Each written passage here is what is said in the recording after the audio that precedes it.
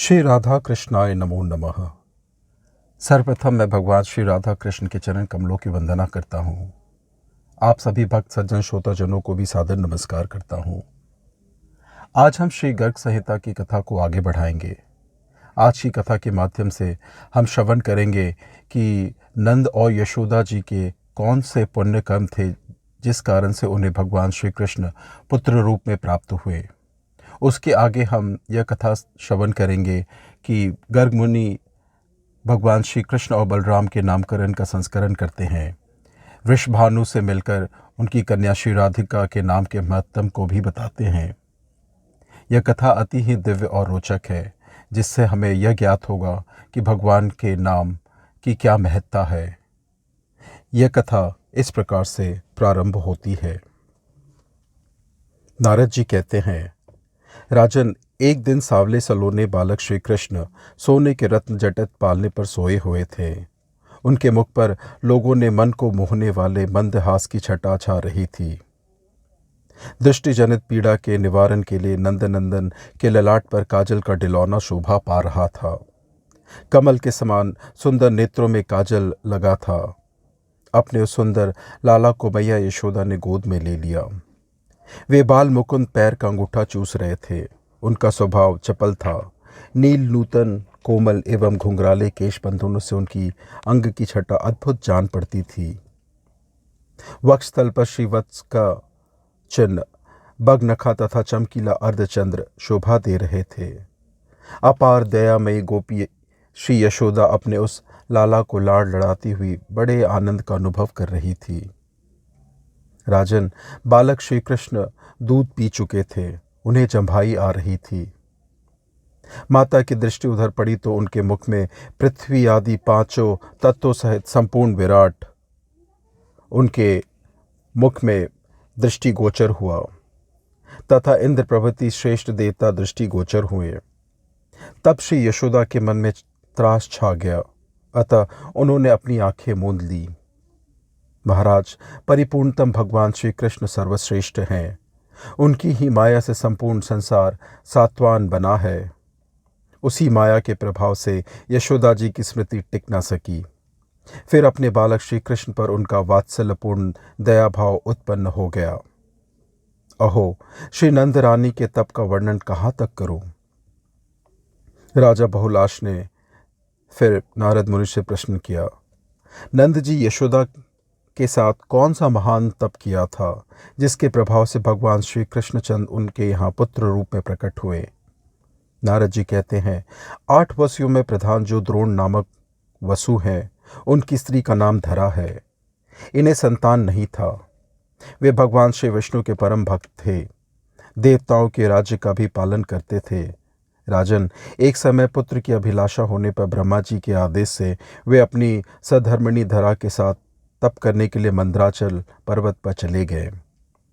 वहां दोनों दंपति कंद मूल एवं फल खाकर अथवा सूखे पत्ते चबाकर तपस्या करते थे। बाद में जल के आधार पर उनका जीवन चलने लगा। तदंतर उन्होंने जल पीना भी बंद कर दिया। इस प्रकार जनशून देश में उनकी तपस्या चलने लगी। उन्हें तप करते जब 10 करोड़ वर्ष बीत गए, तब ब्रह्मा जी प्रसन्न होकर आए और बोले, वर मांगो। उस समय उनके ऊपर दीमकें चढ़ गई थी, अतः उन्हें हटाकर द्रोण अपनी पत्नी के साथ बाहर निकले। उन्होंने ब्रह्मा जी को प्रणाम किया और विधिवत उनकी पूजा की। उनका मन आनंद से उल्लासित हो उठा। वे उन प्रभु से बोले, ब्राह्मण विधे परिपूर्णतम जनार्दन भगवान श्री कृष्ण मेरे पुत्र हो जाए और उनमें हम दोनों की प्रेम लक्षणा भक्ति सदा बनी रहे, जिसके प्रभाव से मनुष्य भवसागर को सहज ही पार कर जाता है। हम दोनों तपस्वी जनों को दूसरा कोई वर अभिलाषित नहीं है। श्री ब्रह्मा जी बोले, तुम लोगों ने मुझसे जो वर मांगा है वह कठिनाई से पूर्ण होने वाला और अत्यंत दुर्लभ है। फिर भी दूसरे जन्म में तुम लोगों की अभिलाषा पूरी होगी। नारद जी कहते हैं, राजन, वे द्रोण ही इस पृथ्वी पर नंद एवं धरा ही यशोदा नाम से विख्यात हुई। ब्रह्मा जी की वाणी सत्य करने के लिए भगवान श्री कृष्ण पिता वसुदेव जी की पुरी मथुरा से ब्रज में पधारे थे। भगवान श्री कृष्ण का शुभ चरित्र सुधा निर्मित खाड़ से भी अधिक मीठा है। गंधमादन पर्वत के शिखर पर भगवान नर नारायण के श्रीमुख से मैंने इसे सुना है। उनकी कृपा से मैं कृतार्थ हो गया। वही कथा मैंने तुम्हें अभी कहा है। अब और तुम क्या सुनना चाहते हो?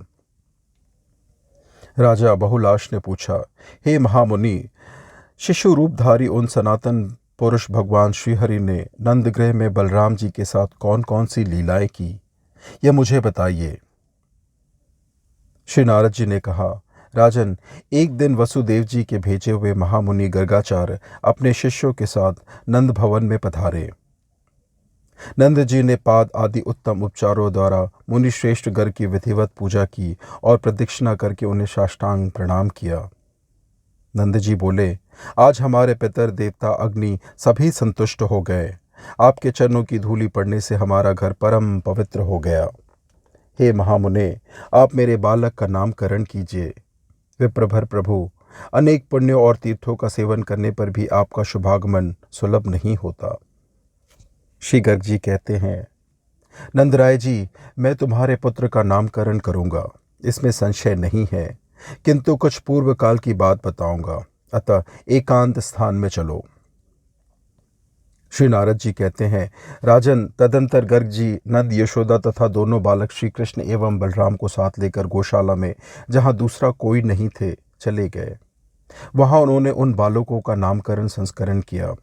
सर्वप्रथम उन्होंने गणेश आदि देवताओं का पूजन किया। फिर यत्नपूर्वक ग्रहों का शोधन करके हर्ष से पुलकित हुए शरीर वाले महामुनि गर्गाचार्य नंद से बोले, ये जो रोहिणी के पुत्र हैं, इनका नाम बताता हूँ, सुनो। इनमें योगी जन रमन करते हैं, अथवा ये सब में रमते हैं, या अपने गुणों द्वारा भक्तजनों के मन को रमाया करते हैं। इन कारणों से उत्कृष्ट ज्ञानी जन इन्हें राम नाम से जानते हैं। योग माया द्वारा गर्ग का संकर्षण होने से इनका प्रादुर्भाव हुआ है, अतः ये संकर्षण नाम से भी प्रसिद्ध होंगे। अशेष जगत का संहार होने पर भी ये शेष रह जाते हैं, अतः इन्हें लोग शेष नाम से जानते हैं। सबसे अधिक बलवान होने से ये बल नाम से भी विख्यात होंगे। नंद, अब अपने पुत्र के भी नाम सावधानी से सुनो। ये सभी नाम तत्काल प्राणी मात्र को पावन करने वाले तथा चराचर समस्त जगत के लिए परम कल्याणकारी है। क का अर्थ है कमलाकांत, री कारक अर्थ है राम, श अक्षर षड्विध ऐश्वर्य के स्वामी श्वेत दीप निवासी भगवान विष्णु का वाचक है। न नरसिंह का प्रतीक है और अकार अक्षर अग्निभृक का वाचक है तथा दोनों विसर्ग रूप बिंदु नर नारायण के बोधक हैं। ये छहों पूर्ण तत्व जिस महामंत्र रूप परिपूर्णतम शब्द में लीन है, वह इसी व्युत्पत्ति के कारण कृष्ण कहा गया है। अतः इस बालक का एक नाम कृष्ण है। सतयुग, त्रेता, द्वापर और कलयुग, इन युगों में इन्होंने शुक्ल, रक्त, पीत तथा कृष्ण कांति ग्रहण की है। द्वापर के अंत और कली के आदि में यह बालक कृष्ण अंग कांति को प्राप्त हुआ है। इस कारण से भी यह नंदनंदन कृष्ण नाम से विख्यात होगा। इनका एक नाम वासुदेव भी है। इसकी व्युत्पत्ति इस प्रकार है। वसु नाम है इंद्रियों का, इनका देवता है चित्त। उस चित्त में स्थित रहकर जो चेष्टाशील है, उन अंतर्यामी भगवान को वासुदेव कहते हैं। वृषभानु की पुत्री राधा जो कीर्ति के भवन में प्रकट हुई है, उनके ये साक्षात प्राणनाथ बनेंगे। अतः इनका एक नाम राधापति भी है। जो साक्षात परिपूर्णतम स्वयं भगवान श्री कृष्णचंद्र है, असंख्य ब्रह्मांड जिनके अधीन है और जो गोलोक धाम में विराजते हैं, वे ही परम प्रभु तुम्हारे यहाँ बालक रूप से प्रकट हुए हैं। पृथ्वी का भार उतारना, कंस आदि दुष्टों का संहार करना और भक्तों की रक्षा करना, यही इनके अवतार का उद्देश्य है। भरत, वंशोद्भव, नंद, इनके नामों का अंत नहीं है। वे सब नाम वेदों में गूढ़ रूप से कहे गए हैं। इनकी लीलाओं के कारण भी उन उन कर्मों के अनुसार इनके नाम विख्यात हो गए। इनके अद्भुत कर्मों को लेकर आश्चर्य नहीं करना चाहिए। तुम्हारा अहोभाग्य है, क्योंकि जो साक्षात परिपूर्णतम परात्पर श्री पुरुषोत्तम प्रभु हैं, वे तुम्हारे घर पुत्र के रूप में शोभा पा रहे हैं। श्री नारद जी कहते हैं, राजन, यो कहकर श्री गर्ग जी चले गए। तब प्रमुदित हुए महामती नंद राय ने यशोदा सहित अपने को पूर्ण काम में एवं कृतकृत माना। तदंतर ज्ञान शिरोमणि ज्ञानदाता मुनिश्रेष्ठ श्री गर्ग जी यमुना तट पर सुशोभित वृषभानु की पुरी में पधारे। छत्र धारण करने से वे दूसरे इंद्र की तथा दंड धारण करने से साक्षात धर्मराज की भांति सुशोभित होते थे। साक्षात दूसरे सूर्य की भांति वे अपने तेज से संपूर्ण दिशाओं को प्रकाशित कर रहे थे। पुस्तक तथा मेखला से युक्त विप्रवर गर्ग दूसरे ब्रह्मा की भांति प्रतीत होते थे। शुक्ल वस्त्रों से सुशोभित होने के कारण वे भगवान विष्णु की भी शोभा पाते थे। उन मुनिश्रेष्ठ को देखकर वृषभानु जी ने तुरंत उठकर अत्यंत आदर के साथ सिर झुकाकर उन्हें प्रणाम किया और हाथ जोड़कर वे उनके सामने खड़े हो गए। पूजन उपचार के ज्ञाता वृषभानु ने मुनि को एक मंगलमय आसन पर बिठाकर पाद आदि के द्वारा उन ज्ञान शिरोमणि गर्ग का विधिवत पूजन किया। फिर उनकी परिक्रमा करके महान वृषभानुवर इस प्रकार बोले। संत पुरुषों का विचरण शांतिमय है, क्योंकि वह गृहस्थ जनों को परम शांति प्रदान करने वाला है। मनुष्य के भीतरी अंधकार का नाश महात्मा जन ही करते हैं, सूर्यदेव नहीं। भगवान, आपका दर्शन पाकर हम सभी गोप पवित्र हो गए। भूमंडल पर आप जैसे साधु महात्मा पुरुष तीर्थों को भी पावन बनाने वाले होते हैं। हे मुने, मेरे यहाँ एक कन्या हुई है जो मंगल की धाम है और जिसका राधिका नाम है। आप भली भांति विचार कर यह बताने की कृपा कीजिए कि इसका शुभ विवाह किसके साथ किया जाए। सूर्य की भांति आप तीनों लोकों में विचरण करते हैं। आप दिव्य दर्शन है, जो इसके अनुरूप सुयोग वर होगा उसी के हाथ में इस कल्याणमयी कन्या को दूंगा। नारद जी कहते हैं, राजन, तदंतर मुनिवर गर्ग जी वृषभानु जी का हाथ पकड़े यमुना के तट पर गए। वहाँ एक निर्जन और अत्यंत सुंदर स्थान था, जहाँ कालिंदी जल की कलकल ध्वनि सदा गूंजती रहती थी। वहीं गोपेश्वर वृषभानु को बैठाकर धर्मज्ञ मुनिंद्र गर्ग इस प्रकार कहने लगे। हे वृषभानु जी, एक गुप्त बात है, यह तुम्हें किसी से नहीं कहनी चाहिए। जो असंख्य ब्रह्मांडों के अधिपति गोलोक धाम के स्वामी परात्पर तथा साक्षात परिपूर्णतम है, जिनसे बढ़कर दूसरा कोई नहीं है, स्वयं वे ही भगवान श्री कृष्ण नंद के घर में प्रकट हुए हैं। आगे वृषभानु जी कहते हैं, महामुने, नंद जी का भी भाग्य अद्भुत है, धन्य एवं अवर्णनीय है। अब आप भगवान श्री कृष्ण के अवतार का संपूर्ण कारण मुझे बताइए।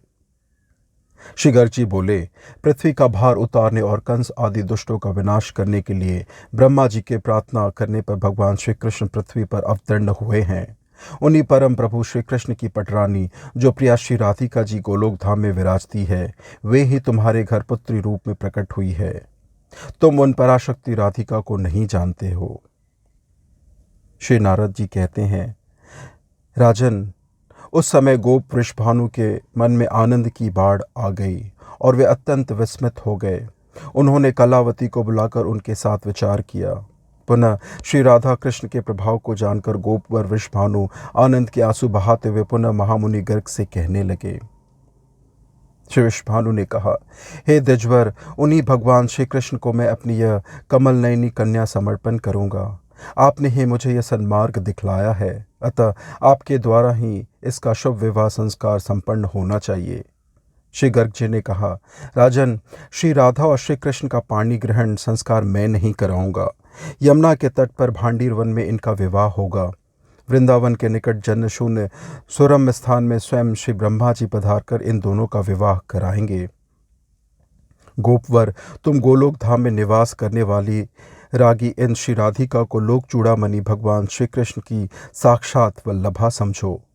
तुम संपूर्ण गोलोक धाम से ही इस भूमंडल पर आए हो, वैसे ही समस्त गोपियां और गायें भी गोलोक में विराजने वाली श्री राधिका जी की आज्ञा मानकर गोलोक से आई हैं।